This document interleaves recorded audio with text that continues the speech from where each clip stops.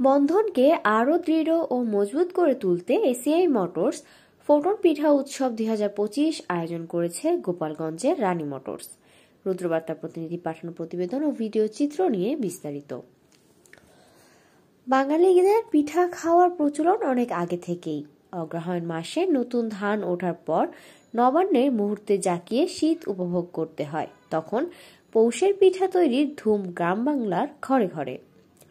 আত্মীয় স্বজন ও পারস্পরিক সম্পর্কের বন্ধনকে আরও দৃঢ় ও মজবুত করে তুলতে পিঠাপুলির উৎসব বিশেষ ভূমিকা পালন করে।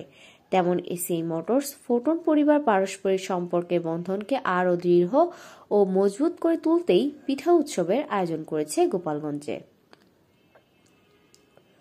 গোপালগঞ্জ জেলা শহর বেদগ্রাম বাস স্ট্যান্ড বৃহস্পতিবার 23 জানুয়ারি সন্ধ্যায় ভোক্তা নিয়ে এসিআই মোটরস ফোটন পিঠা উৎসব 2025 আয়োজন করেছেন গোপালগঞ্জের ডিলার রানী মোটরস।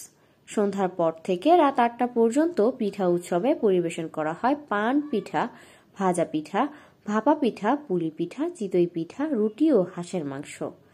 এসিআই ফোটন ফরিদপুর অঞ্চলের এরিয়া ইনচার্জ মোহাম্মদ হাবিবুর রহমানের সঞ্চালনায় পিঠা উৎসব অনুষ্ঠানে উপস্থিত ছিলেন এসিআই ফোটনের এরিয়া হেড রহমতুল্লাহ ও সিনিয়র এআরও রাসেল রানা প্রমুখ। ডিলারদের মধ্যে উপস্থিত ছিলেন গোপালগঞ্জ রানী মোটরসের এসএম রনি, সৈয়দপুরের আব্দুল মালেক trade international Shahidul Islam pilot ও এগ্রি মেশিনারি চান মিয়া মোল্লা। উপস্থিত ছিলেন ফোটন গাড়ি ক্রয়কৃত গর্বিত মালিক মোহাম্মদ মিনারুল ইসলাম, মোহাম্মদ সালাম খান, গহর মোল্লা সহ আরও অনেকেই।